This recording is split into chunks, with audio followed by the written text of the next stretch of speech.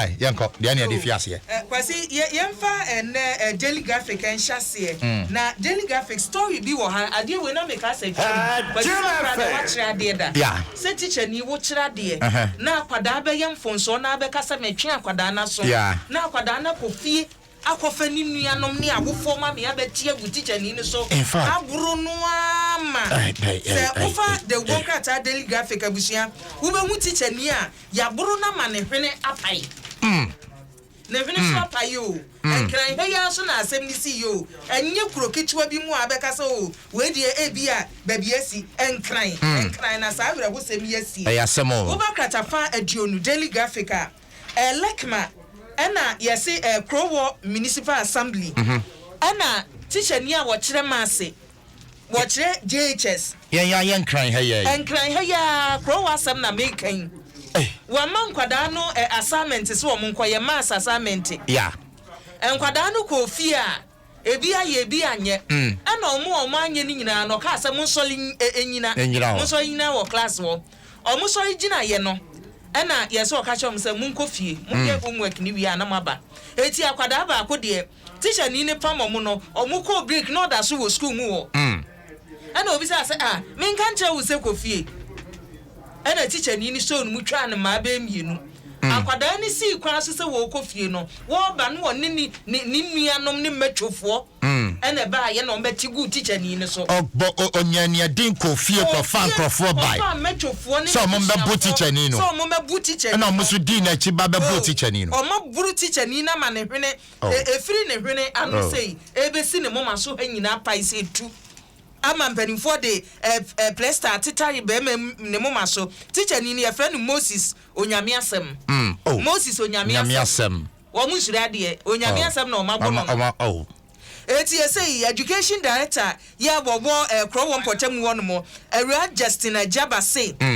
achechefo no wo ho no pa ye beka so mo nkwa kira de so mo de omne magu fam amanya de omo pa cheje ya boni nyahwe wo me bro me ma me nsa megina wani me eti say teacher for no say omo de omne magu fam sa wofo ne matwofo no betumi a kire wo mana de a omo ba kire with the district director wo so to me quickly o ma de eti unya da ogbonkrata Daily Graphic ebi ebomu a ubetumi akan ni nyina na Metro Mass Transit so empanimfo gu so we kra de STC ena buses ahoro no panimfo gidodo no aba ena dropper fo no so wo tieni won ene na na komia ko ho ya dwuma ekoso nya sam ketwa paninu amadonko ye no so kwoto aso no yesi dropper fo no ye seda ma won teteye na nanse hu a wafro kai ni bi no wo fra asa wo fra lufre wo hu maya na koye pa anwojo nko a eti STC fo wonu mpani ne mpanimfo aka won so wonsem ewo Daily Graphic mu obi somna yenko ma memfa the finder Dwaso ha na the finder krata feto sumienu wonu se enra nchechira na mo chechire fa covid ho ai no ho no na unse Ghana fo no bi asofo no bi kire se o se aboa no mark na no na aba no enti mo bi ankowo ene ade na ezi asafo empanimfo no matro krata tintintin ade to o masafo manyina ni mu se sa adro na aba no ayede ebewo ye no enya aboa bia ahyenso enya aboa bia ahyenso na sa asem no kra Bible kan ye no enye ade a ti se wo besom se ye odi gina ho ma bibi